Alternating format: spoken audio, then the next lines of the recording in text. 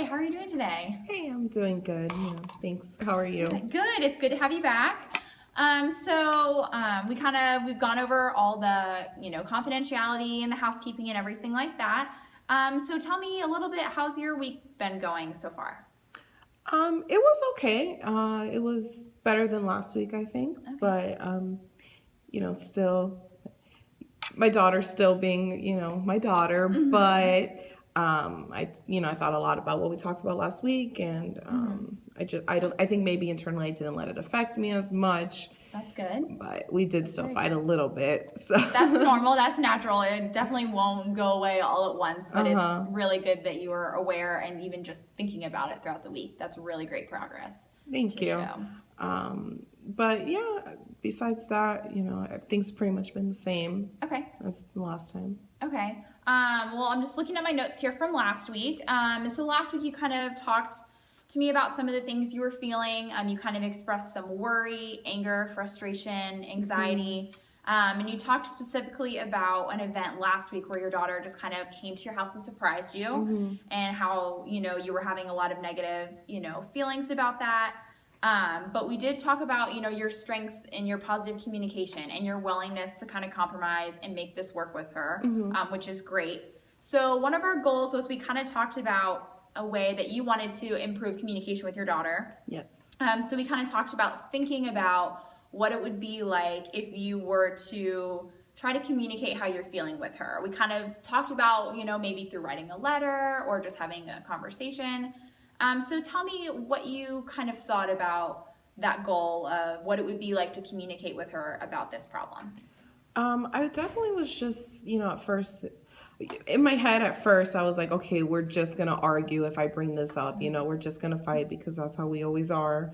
But then I, just started thinking like, okay, it could be great, if we sat down, like ideally, this is what I would love to happen for me to invite her over one, and for us to sit down and her to listen to me about what I have to say, and then me to just express to her the things that I'm feeling, like that I told you that I feel disrespected, and that I this is my life, and just telling her that this is my house and my things, and that I like them the way I like them, and that that she shouldn't be imposing herself on me. And ideally, she would understand where I'm coming from and maybe back off a little bit. But then my head started thinking that's probably not going to happen. And she's probably going to just yell at me or throw some more of my things away. I don't know, then I just started thinking negatively again. I got more upset. And even though we did have a semi good experience this week, I feel like in the back of my mind I was still kind of angry because I know if I were to bring it up, she was gonna get mad. I just know it. Okay. So I guess that's why I didn't bring it up this week, even though we kind of talked about it, because we were in a decent place and I didn't want to fight, but I still was upset about things. Yeah. So you kind of didn't want to disturb the peace, it sounds like. Yeah, definitely. I definitely didn't want to do that, and more just because I don't know, like it's just it's not worth it, I guess. I don't know. Yeah. Just I can be angry by myself. She doesn't have to know I'm upset, I guess. So when you said you didn't want to talk to her because you knew she'd be angry, how did you know that she would be angry? I just know she's my daughter. I know, I don't. She's my daughter. She's always angry at everything I do. There's, that's it. So you feel like you can't win with her, that she's always upset with you. Definitely not. If unless I stay quiet, like I kind of did this week, she's gonna be angry with me. She's going to tell me something. That's who she is. She has to be right. Yeah. So when she's angry at you or yelling at you, what are some of the thoughts that are going through your head when that's happening? I feel kind of sad. I just feel like maybe she doesn't, I feel like growing up, I raised, I was the motherly figure. I was the authority figure. I was the one in charge. And now it's just like she doesn't respect me anymore. And I feel that's the main thing. I feel very disrespected by the way that she talks to me, and helpless because what am I going to do? I can't do anything. So I just, yeah, I just feel like, how did I get to this point where she's in charge of me now, even though I'm still young and I'm Right. not as young as her, but I'm young and I can take care of myself. And, I just don't understand like why no one will let me live my life.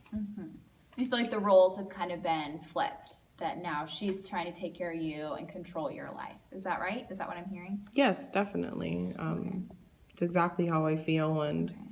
it just makes me more, nervous. And I already told you, I think, about my hypertension, and it just, brings that more out. And I don't know, I'm just always stressed when she's around, and sad and angry and stressed and everything, and I just don't even know how to deal with everything anymore. So Okay.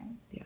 So when this event happens, that your daughter gets upset with you about the things in your house, that she feels you have too much stuff in your house. That's what you told me. Is that correct? Yes. Okay. So then that event happens, and then you're feeling disrespected. You're feeling helpless.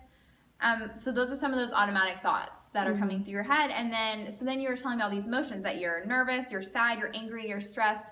So then when you're feeling all this, then what do you do?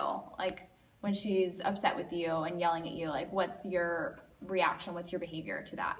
Well, most of the time I yell back and I tell her, that's not her place and whatever, and we don't really get anything resolved because it's either just yelling or it's like this week where she didn't try to take any of my things. Maybe that's why I didn't get so upset with her.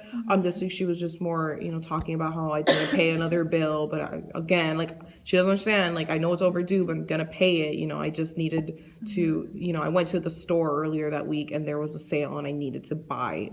I needed shoes, so I got them. But that's what she didn't understand, and whatever. She was upset about that, and as long as she wasn't trying to take away my shoes, I really didn't want to fight. So I just, I just didn't even address the issue. I just let it go. Okay. So either I argue back or I just shut down. You shut down, but then those lead to the same negative thoughts that you said earlier, because then you shut down, but then you told me that you were kind of going in the cycle of then you still got mad, you still got angry, but you're just kind of keeping it all inside. So either way, it seems that it's cycling back to those negative emotions and feelings, which is understandable. I can't imagine someone coming into my house and telling me what I need and what I don't need, because like you said, you're an adult, you're older than her, you're her mother, so that has to be a tough transition period for you. It is, and I see what you're saying, but I don't know.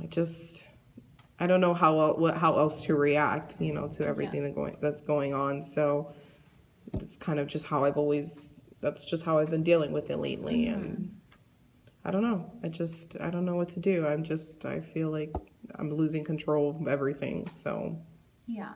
yeah. Okay.